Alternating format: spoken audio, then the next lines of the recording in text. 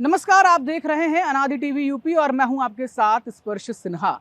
लखनऊ में आज एक बार फिर बेरोजगारी का दर्द सड़कों पर फूट पड़ा, जहां 59,000 शिक्षक भर्ती के अभ्यर्थियों ने बेसिक शिक्षा मंत्री संदीप सिंह के आवास का घेराव कर दिया।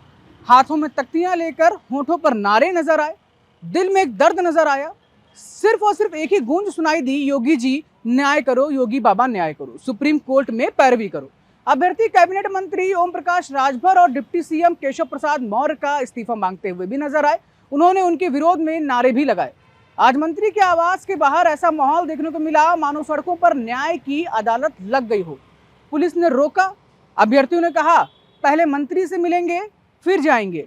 बातचीत नाकाम रही और फिर वही हुआ जो अक्सर होता हुआ हमें देखने को मिलता है। लाठियां उठी और नारे दबा दिए गए। करीब आधे घंटे की बहस के बाद पुलिस ने अभ्यर्थियों को घसीटकर गाड़ियों में बैठाया। महिला पुलिसकर्मियों ने महिला अभ्यर्थियों को टांग कर गाड़ियों तक पहुंचाया और उसके बाद उन्हें इको गार्डन जाकर छोड़ दिया गया।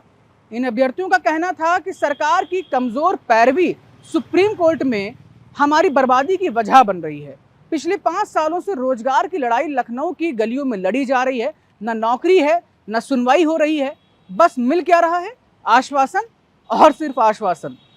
एक अभ्यर्थी ने कहा, हम अब तक 100 बार मंत्री आवास का घेराव कर चुके हैं। हर बार कहा जाता है समाधान होगा, लेकिन 5 साल से कुछ भी नहीं हुआ है।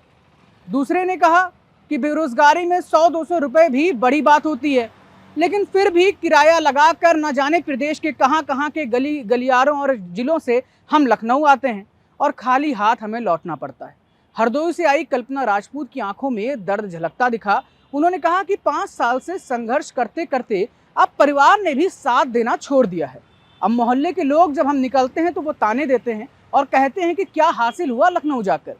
उनका कहना है कि अब हम बस चाहते हैं कि आने वाली 28 तारीख को जब सुप्रीम कोर्ट में सुनवाई हो तो सरकार की तरफ से वकील हाजिर हो जाए। लेकिन सवाल यही है कि क्या जब मुख्यमंत्री योगी आदित्यनाथ बिहार में इस वक्त इलेक्शन के दौरान, कैंपेनिंग के दौरान मंच से ये कहते हैं कि यूपी में राम राज्य है, तो क्या यही राम राज्य है? नौनिहालों का भविष्य बनाने वालों का ही जब भविष्य का ठिकाना ना हो तो ये कैसा राम राज्य और कैसे सूबे की पुलिसिंग की व्यवस्था? सवाल तो खड़ा होगा ही। प्रदर्शनकारियों ने कहा कि अगर ओम प्रकाश राजभर और केशव प्रसाद मौर्य सच में पिछड़ों के नेता हैं तो इस्तीफा देकर दिखाएं। लोगों का आरोप है कि हमारे नाम पर राजनीति और माल दोनों ही कमाया जा रहा है। थक चुके हैं ये युवा, टूट चुके हैं इनके सपने, लेकिन उम्मीद अब भी जिंदा है कि शायद इस बार 28 तारीख को कोर्ट में न्याय की घंटी सच में बजे। और जिस तरीके से 59,000 शिक्षक भर्ती का ये जो पूरा मामला पिछले 5 सालों से लगातार अटका हुआ है, बेरोजगारी चरम सीमा पर नजर आ रही है, उसका कहीं ना कहीं निवारण जो है वो निकल कर आए और वास्तविकता में जो रामराज की बात कही जाती है, जो नौनिहालों का भविष्य बनाने वाले शिक्षक अभ्यर्थी हैं, जब वो शिक्षक बनेंगे तो नौनिहालों का भविष्य बनाएंगे। उनका भविष्य पहले प्रदेश सरकार अगर उनके भविष्य को पहले सिक्योर करती है, तब कहीं जाकर नौनिहालों का भविष्य भी बन पाएगा।